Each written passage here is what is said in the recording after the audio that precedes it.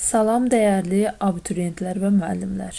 Bugün maqnit sahəsinə aid ətraflı yazılı cavab tələb olunan tapşırıqların izahına baxacaq. Videoya keçməzdən əvvəl videomu bəyənib kanalıma abunə olmağı unutmayın. Gəlin elə isə başlayaq. Bir nömrəli sualda bizə deyir ki, induksiyası 1,2 Tesla olan bir cism maqnit sahəsində induksiya xətləri ilə 30 dərəcə bucaq altında yerləşən cəryanlı düz naqilə təsir edən qüvvə 2,4 Newton, naqildən axan cəryan şiddəti 10 amper olarsa, naqilin aktiv hissəsinin uzunluğunu hesablayın.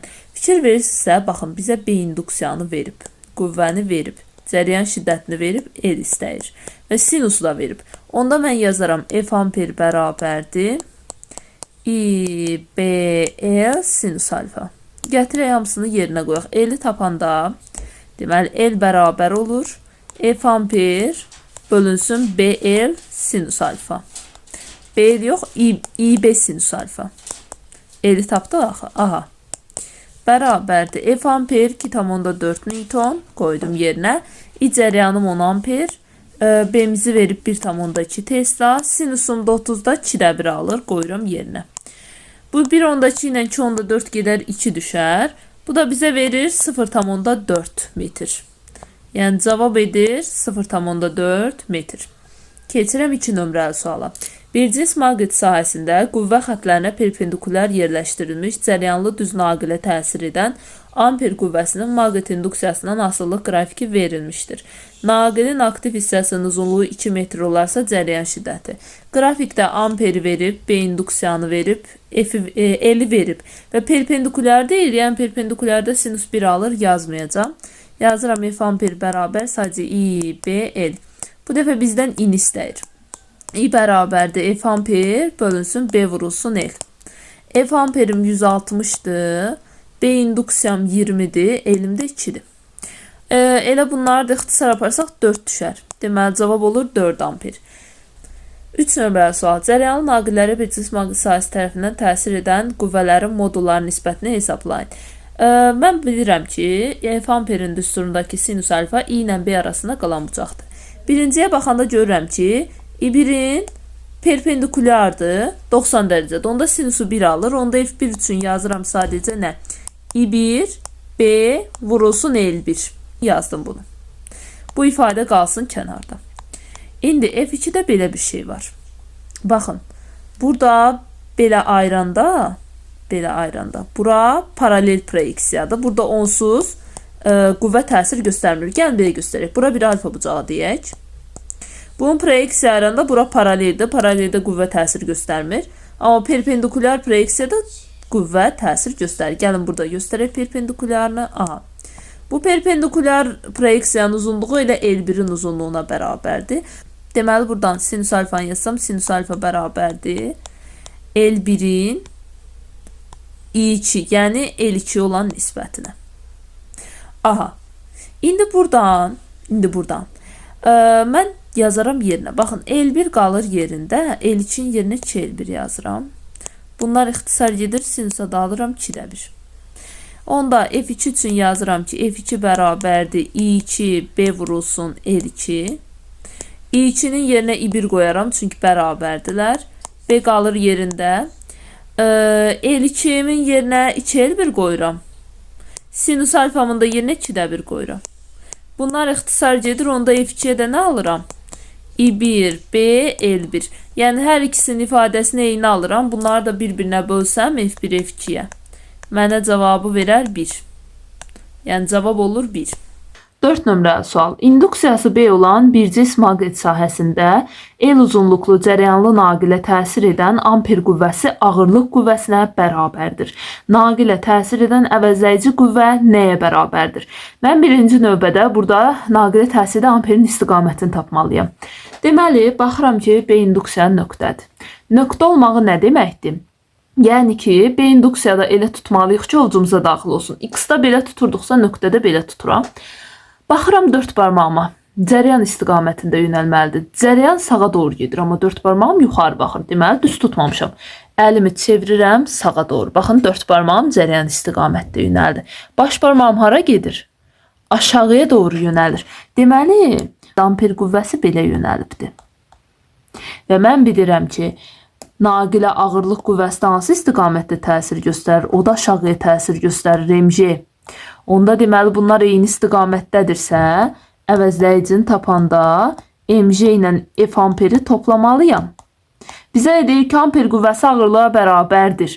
Yəni mg-nin də yerinə mən bir dənə nə yaza bilərəm? F amperi yaza bilərəm. Onda da bərabər olar nəyə? 2 F amperə. Yəni cavab olur 2 F amper. Və ya əgər istəsəniz F amperi də aça bilərsiniz IBL ilə. Onda F əvəzləyici bərabər olar 2 IBL-ə. Bu şəkildə. 5 nömrəli sual. Cəryanlı P naqilinə M və N cəryanlı naqillər tərəfindən təsir edən əvəzləyici amper qüvvəsinin istiqaməti göstərilmişdir. M və N naqillərindəki cəryan istiqaməti. Əvəzləyici əgər tan ortadan baxın bu istiqamətdə yönəlibsə, deməli qüvvələrimdən biri baxın belə çıxıbdır ki, bax belə. Biri də bax belə daxil olub ki, bunların tən ortasından sola doğru qüvvə çəkmişəm. Onda belə yazsam, baxaram nəyə? P nöqtədir. Nöqtə. Burada baxıram ki, P-ni itələyib ki, qüvvə bu tərəfə çıxıb. Əgər cəzb etsəydi, baxın belə yönələrdi. İndi düşünürəm ki, cəryanlar nə vaxt bir-birini itələyirdi? Əks işarəli olanda. P nöqtədirsə deməli N2 olub ki, bunu itələyib. Baxıram, M isə P-ni cəzb edibdi. İtələsə baxın belə gedərdi, amma özünə doğru gəlib, yəni cəzb edibdi. Cəzb edibsə əgər, mən bilirəm ki, cəryanlar eyni istiqamətdə onda cəzb edir, onda M nədir? Nöqtədir. Deməli, M nöqtə, N isə X olur. Gəlirəm 6 nömrəli suala. Cəryanlı P naqilinə M və N cəryanlı naqillər tərəfindən təsir edən əvəzləyici amper qüvvəsinin istiqaməti göstərilmişdir. M və N naqillərindəki cəryanın istiqaməti. Baxıram, yenə burada da əvəzləyici qüvvə əgər bu istiqamətdə yönəlibsə, deməli qüvvəmin biri belə aşağı gedib, bu istiqamətdə. Biri isə baxın belə, yuxarı qalxıbdır. Onda tapaq. Baxıram ki, N P-ni itələyib ki, yuxarıya doğru gedib. Cəzb etsə, baxın belə yönələrdi. İtələyib düşünürəm, P-X-dir. Və cəryanlar əks istiqamətdə olanda bir-birini itələyir. Deməli, onda N nədir? Nöqtədir. Baxıram, M də P-ni cəzb edib. Nə vaxt cəzb edirlər bir-birlərini cəryanlar? Eyni istiqamətdə yönələndə. Əgər P-X-dırsa, onda deməli M də X olmalıdır. M-X, N isə nöqtə olur. Təsvir edilmiş təcrübədə K açarının qapalı halında naşəkilli maqnitin qolları arasındakı AB naqili maqnitdən itələnib. Dövrədəki reostatın S sürgüsünü sola sürüşdürdükdə alfa bucağı necə dəyişər? Cəryan mənbəyinin daxili müqaviməti nəzərə alınmır. Uyğun düsturları yazaraq cavabınızı əsaslandırın. Biz baxırıq reostatın sürgü qoluna. Reostatın bilirik ki, aktiv hissəsi var, bir pasiv hissəsi var. Bu hissə aktiv hissədir, bura isə pasiv hissədir. Biz də uzunluğun artıb azalmağını aktiv hissəyə görə müəyyən edirik. İndi bura aktiv hissədir, yazıram və mənə deyir ki, S sürgü qolunu sola sürüşdürürəm. Əgər mən S-ni sola sürüşdürsəm, aktiv hissənin uzunluğu artar. Uzunluğu artırsa R bərabərdir, rho L bölünsün S düsturuna görə. L artırsa R müqavimətim də artar. Onda I bərabərdir U bölür Ohm qanununa görə müqaviməti artırsa, onda cəryan şiddəti azalar. Cəryan şiddəti azalırsa, F amper bərabərdir IBL sinus alfaya görə cəryan şiddəti azaldısa, onda ona təsir edən amper qüvvəsi də azalar. Deməli, maqniti, naqili itələyən qüvvə azalar bu şəkildə. Gələk indi bucağın artıb azalmağına baxaq. Amper azaldı. Burada baxıram ki, amper baxın bu istiqamətdədir. Özü verib bunu. F amperin istiqaməti. Ağırlıq təm mərkəzdən aşağıya doğrudur. mg. İpin təcərilmə qüvvəsi isə baxın bu istiqamətdə. Belə yuxarı yönəlibdir. Onda mən bunu proyeksiyaya ayırsam, bucaqla bitişi olan tərəfə deyərəm ki, T kosinus alfadır. Bucaqdan uzaq olan tərəfə isə deyərəm ki, yəni belə göstərim. Bucaqdan uzaq olan tərəfə isə T sinus alfa deyərəm. Fikir verirsinizsə, burada yazıram. T sinus alfa bərabər olur F amperə. T kosinus alfa isə bərabər olur mg-yə. Buradakı bucağım tangens alfadır. Onda mən bunu tangens alfa ilə göstərsəm, tangens alfa bərabər olar nəyə? Sinusun kosinusa nisbəti idi da. Onda yazmalıyım T sinus alfa bölünsün T kosinus alfa. T sinüs alfam f amperdir. T kosinüs alfam neymiş idi? Onda deməli tangens alfanı tapdım ki, f amper bölünsün neymiş? Burada da baxıram ki, bucaq amperlə necə asılıdır? Düz. Bayaq dedim ki, bucaq azaldı, daha doğrusu amper azaldı. Onda deməli alfa bucağı da azalmalıdır. 8 nömrəli sual. Sxemdə təsvir olunmuş və bir cis maqnit sahəsində üfüqi vəziyyətdə yerləşən AC cərəyanlı naqili digər naqillər üzərində asanlıqla hərəkət edə bilir. K çarını qapadıqda AC naqili hansı tərəfə hərəkət edər? Naqilin hansı tərəfə hərəkət etdiyini tapmaq üçün ona təsir edən qüvvənin istiqamətini tapmalıyıq. Bunun üçün də cərəyanın istiqamətini bilməliyik. Cərəyanın istiqamətini necə tapıram? Bura müsbətdir, bura mənfidir. Cərəyanı buranı da bağlasam, gəlir buradan müsbətdən, belə. Gəlir buradan, baxın belə, yuxarı qalxır. Deməli, cərəyanın istiqamətini AB naqilində tapdım.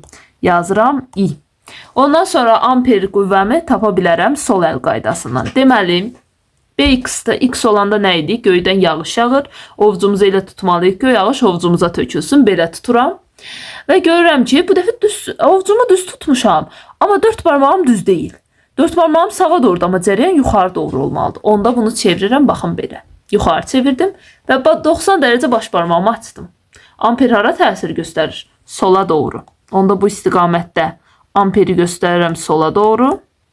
Əgər qüvvə ilə, məsələn, bu cisimdir, bu cismi mən sola doğru çəkirəm, hansı tərəfə gedəcək? Sola doğru hərəkət edəcək də. Deməli, amper sola təsir göstərir, ona görə də naqil sola doğru hərəkət edər.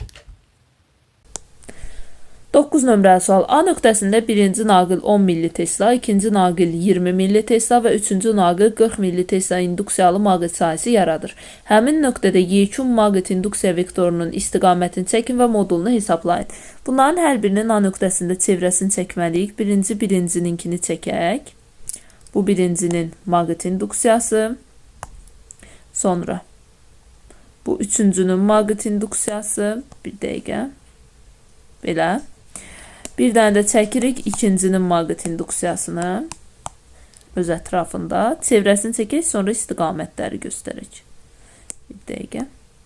Aha. Belə çəkdikdən sonra A nöqtəsində yekun maqnit induksiyasını tapmaq üçün hər birini toxunan istiqamətdə yönəldəcəm. Birinciyə baxıram ki, birinci nöqtədir. Nöqtədə maqnit induksiyası sadə qrəvin əks istiqamətində təsir göstərir. Gəlir buradan A nöqtəsindən belə çıxır.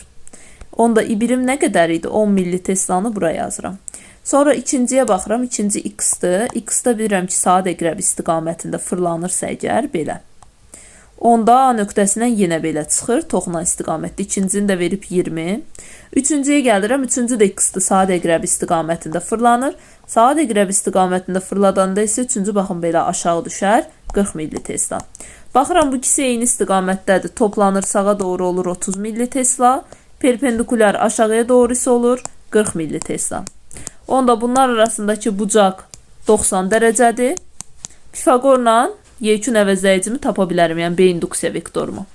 Kök altında kvadratlar cəmi 30-un kvadratı 900, 40-ın kvadratı 1600. Bunları da toplayanda kökün altında edir 2500, ondan da çıxır 50. Deməli, yekun sahənin induksiyası 50 milli Tesla'ya bərabərdir. 10 nömrəli sual. A nöqtəsində birinci naqil 20 milli Tesla, ikinci naqil 50 milli Tesla və üçüncü naqil 40 milli Tesla induksiyalı maqnit sahəsi yaradır. Həmin nöqtədə yekun maqnit induksiya vektorunun istiqamətini çəkin və modulunu göstərin, hesablayın. Deməli, burada yenə A nöqtəsi üçün xəttlərimizi çəkərik. Bu birincinin A nöqtəsində induksiya xətti. Üçüncü, bir də ikinci. Bir dəqiqə ikincini düz çəkək. Aha, bu formada çəkdikdən sonra indi hər birində yenə induksiyanın istiqamətini göstərirəm. Baxıram, birinci x-dır. X bilirik ki, sadə qrəv istiqamətidir. Onda belə yönəldəndə A nöqtəsinə baxın, belə çıxır. Birinci nə qədər idi induksiyası? 20. Yazaq bura. İkinci yenə x-dır. X-da bilirik ki, sadə qrəv istiqamətində fırlanır, belə gəlir. Onda gəlir buradan belə çıxır. Yönəldirəm. İkinci də 50-dir. Üçüncü nöqtədir. Nöqtə olanda da sadə qrəvin əks istiqamətində hərəkət edir. Yəni belə gəlir. Yuxarıya doğru çıxır. Bu da olur 40. Baxıram ki 50 ilə 20 əks istiqamətdədir. Çıxaram sağa doğru qalar 30 milli-tesla. Perpendikulyar yuxarı doğru isə 40 milli-tesla. İnduksiyam qaldı. Onda yekun induksiyamı da tapanda B bərabərdir kökün altında. 1600 de gəlsin 900. Bu da edir 2500. Ondan da çıxır 50. Cavab olur 50. 11 nömrəli sual. Bərabər tərəfli üçbucağın təpələrində yerləşdirilmiş cəryanlı naqillərdən birincisindən axan cəryanın və təsir edən amper qüvvələrinin əvəzləyicisinin istiqaməti verilib. Deyir ki, cəryanlı naqillər arasında qarşılıqlı təsiri qeyd etməklə digər naqillərdə axan cəryanın istiqamətini tapın. Deməli, birinci bizdən bunu istəyir, tapaq. Hamısının istiqamətini. Deməli, burada baxıram ki, İ1 cəryanım x-dır və görürəm ki, burada yekun əvəzləyicim sola doğru yönəlib. Deməli, onda əvəzləyicimin biri, baxın, bu istiqamətdə yönəlib. Biri də bu istiqamətdə yönəlib ki, əvəzləyicini tən ortadan sola doğru çəkə bilmişəm. Baxıram ki, İ1 x-dır. İ3 İ1-i itələyib. Niyə belə dedim? Çünki əgər itələməsəydi, özünə cəzb etsəydi, belə yönələrdi. Onda mən əvəzləyicini belə çəkməli idim, amma sola doğru veribdi. Deməli, onda itələyib. Cəryanlar bir-birini nə vaxt itələyir? Əks istiqamətdə onda. Deməli, İ3 cəryanım nöqtədir. İ2 isə İ1-i özünə cəzb edib. İtələsə, baxın, belə yönələrdir. Cəzb edibsə eyni istiqamətdədir, deməli, x. Sonra bunları da bir-bir tapa bilərəm ki, İ1 İ2-ni özünə cəzb edirsə, İ2 də İ1-i özünə cəzb edir. İ2 ilə 3 əks istiqamətlidir. Onda bir-birlərini itələyirlər. Baxın, bu istiqamətdə. İstiqamətlərini göstərirəm. Bir də baxıram, 1 ilə 3 yenə əks istiqamətdədir, bir-birlərini itələyirlər. Yekunda bu ikisinə də təsir edən göstərsəm, İ3-ə təsir edən əvəzləyici, baxın, belə yönəlir. İ2-yə təsir edən əvəzləyici isə bu istiqamətdə yönəlir. Bunları göstərdik. Axan cəryanların istiqamətinə görə digər naqilləri təsir edən əvəzləyici qüvvələrin istiqamətlərini təyin edin və tələb olunanları şəkildə qeyd edin, çəkdik və hamısını da göstərdik. 12 nömrəli sual. Sabit cəryan axan naqil induksiyası modulu 100 milli-tesla olan bir cism naqil sahəsində şəkildəki kimi yerləşdirilib. Aktiv uzunluğu 50 sm və kütləsi 20 qram olan naqildən axan cəryan şiddəti 2 amperdir. Naqilin təcilinin qiymətini və istiqamətini təyin edin. Birinci növbədə mən burada həm ağırlığı tapmalıyam, həm amper tapmalıyam. Birinci amperin istiqamətini tapaq, sonra qiymətlərini hesablayaq. Deməli, bir x ovucumu tutdum. 4 barmağım cəryan istiqamətdə sağa doğru. Deməli, amper yuxarı təsir göstərir. Bunu yazaram. Deməli, amperim belə yuxarı təsir göstərir. MG isə aşağıya təsir göstərir. Əvəzləyicini tapanda əks istiqamətdə çıxmalıyam. Böyükdən kiçik çıxacam. Amperi IBL ilə hesablayaq. Ağırlığı da MG ilə hesablayaq. Görək hər birinin qiyməti neçədir. Deməli, F amper üçün yazıram ki, F amper bərabərdir IBL. O da bərabərdir. İni verib bizə, daha doğrusu uzunluğu verib 50 cm, 0,5 metr. Vurulsun B induksiyanı 100 milli-tesla verib, yəni 100 vur 10 üstü -3. Vurulsun cəryan şiddətini də 2 verib. Bunu vursaq, deməli, 50 edir. 50-ni də 10 üstü -3-ə vuranda 0 tam, deməli, %5 edir. Onu da 2-yə vursam 0,1 edir. F amperi 0,1 tapdım. F ağırlığı da tapaq MG ilə. Deməli, M 20 qramdır, yəni 0,2 kiloqram. Vurulsun J də 10'dur. Bu da etdi 0,2. Görürəm ki, ağırlıq çoxdur. 10 da təcili tapanda F ağırlıqdan F amperi çıxıram, bərabər edirəm MA-ya, əvəzləyici qüvvəmə. Buradan da 0,2-dən çıxıram 0,1-i, bərabər edirəm. Kütlə nə qədər idi? 0,2 vurulsun A-ya. Deməli, buradan alıram ki, A bərabərdir 0,1 bölünsün 0,2. Onu da 2'ye böləndə təcil 5 tapdım mı? Təcilin qiyməti 5'dir. Və hansı istiqamətdə yönəlib? Bunu tapanda böyük qüvvənin istiqamətini götürür. Çünki əvəzləyici qüvvəni tapanda çıxırıq. Əvəzləyici qüvvə hara yönəlir? Böyük qüvvə istiqamətində. Təcil də əvəzləyici qüvvə istiqamətində olur. Yəni aşağı olacaq. Çünki MG ağırlığı amperdən daha böyükdür. Ona görə təcilin qiyməti 5'dir və aşağı doğru yönələr.